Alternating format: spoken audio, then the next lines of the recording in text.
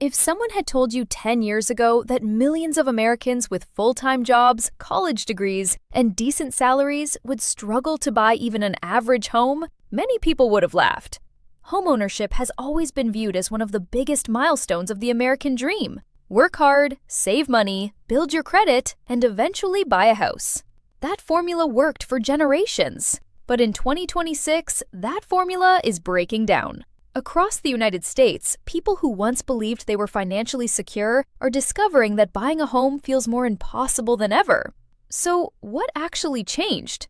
Is this simply because houses became more expensive, or is something much bigger happening beneath the surface?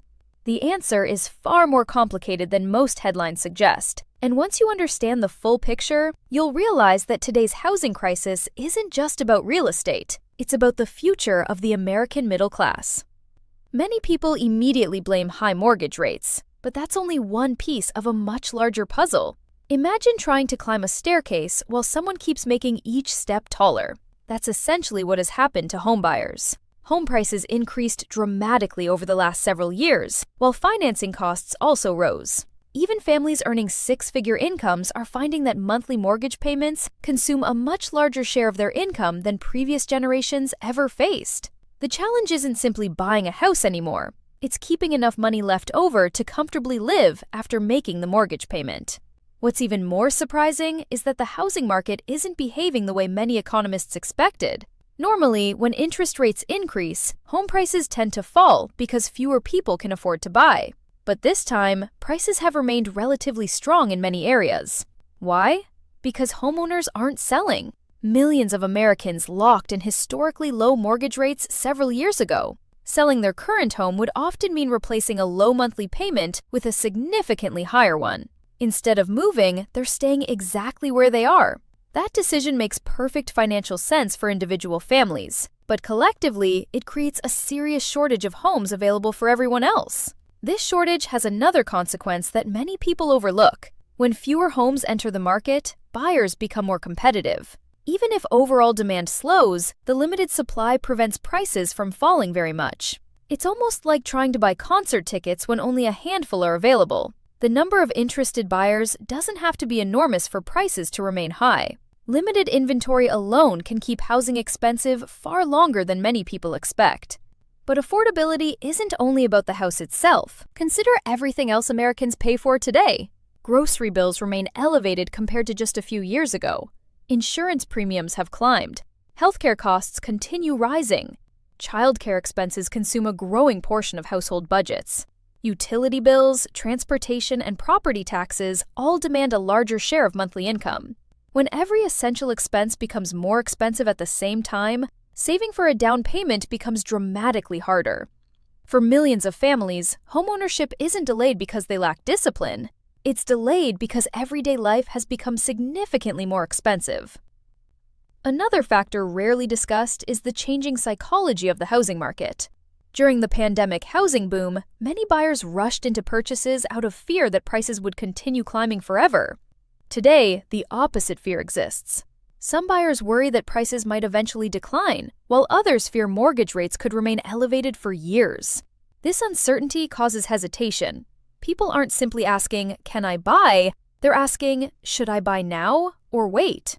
When millions of people are asking the same question, the entire market becomes unpredictable. There's also an important demographic shift happening beneath the surface. Millennials, America's largest adult generation, are now entering what has traditionally been the peak home-buying stage of life. At exactly the same time, Generation Z is beginning to enter the market as first-time buyers. That's two enormous generations competing for a housing supply that hasn't expanded quickly enough. Even if demand from investors decreases, the sheer number of Americans reaching home buying age creates constant pressure on the market. Speaking of investors, their role is often misunderstood. While institutional investors receive significant media attention, they aren't the primary reason housing has become unaffordable nationwide. Their influence tends to be concentrated in certain regions and neighborhoods. The larger issue remains the basic imbalance between available homes and the number of people who want one. Blaming a single group may create an easy headline, but housing markets are rarely shaped by only one factor. Construction challenges also deserve attention. Building a new neighborhood today is far more expensive than it was 15 years ago. Labor shortages, material costs, land prices, infrastructure requirements, and local regulations all increase development expenses. Builders naturally focus on projects that generate stronger profits, which often means larger homes rather than affordable starter houses. As a result, the entry-level homes that once helped young families begin building wealth have become increasingly difficult to find.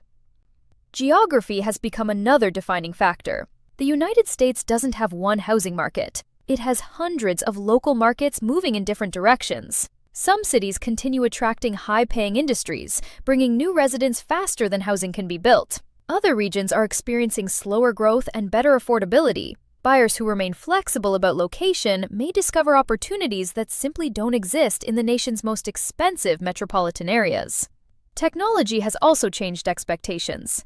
Social media constantly showcases dream kitchens, luxury renovations, and picture-perfect neighborhoods. Many first-time buyers unknowingly compare their realistic budgets with unrealistic online standards. This creates frustration and disappointment before they even begin searching seriously. In reality, homeownership has often started with modest homes that families gradually improved over time. That perspective has become less common in today's digital world.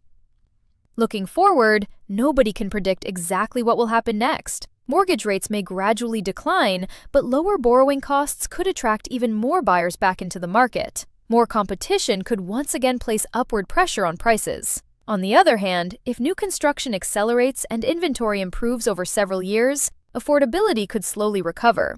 Housing markets rarely change overnight. They usually move through long cycles shaped by economic growth, population trends, government policy, and consumer confidence. The biggest lesson from the 2026 housing market is that affordability is no longer determined by income alone. Financial security today requires balancing housing costs with inflation, debt, insurance, taxes, and long-term stability. Buying the most expensive home a bank approves isn't always the smartest decision. Instead, successful buyers increasingly focus on purchasing homes that fit comfortably within their overall financial plans, rather than stretching every dollar simply to become homeowners. In the end, the American dream hasn't disappeared. It has evolved into something much more challenging. Millions of Americans still want to own a home, but reaching that goal now demands more patience, more planning, and smarter financial decisions than previous generations often needed. Whether affordability improves over the coming years will depend on how quickly new housing is built, how interest rates change, and how the broader economy performs. One thing is certain: the housing story of 2026 isn't simply about expensive houses. It's about an entire generation redefining what homeownership means in modern America. And that conversation is only just beginning.